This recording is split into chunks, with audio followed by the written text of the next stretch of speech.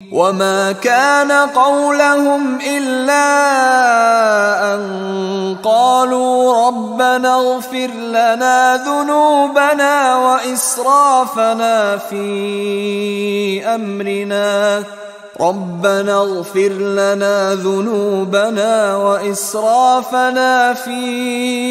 أمرنا وثبت أقدامنا وانصرنا على القوم الكافرين.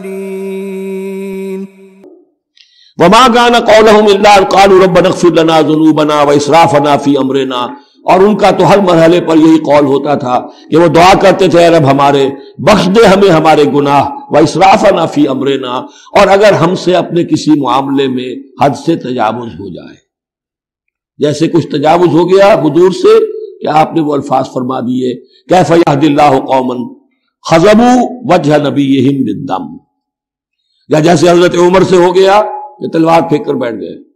تو اللہ جو اسراف ہم سے ہو جائے، اسراف ہے کسی حد سے تجاوز کر جانا، جائز حد تک خرچ کرنا ٹھیک ہے، آپ اس میں آگے بڑھ جاتے ہیں وہ اسراف ہے. وَإِسْرَافَنَا فِي أَمْرِنَا، بخش دے جو بھی اسراف جو بھی زیادتی ہم سے ہو گئی. وَثَبِّتْ أَقْدَامَنَا، اور ہمارے قدموں کو جما دے. وَانصُرْنَا عَلَى الْقَوْمِ الْكَافِرِينَ، اور ہماری مدد فرما کافروں کے مقابلے میں.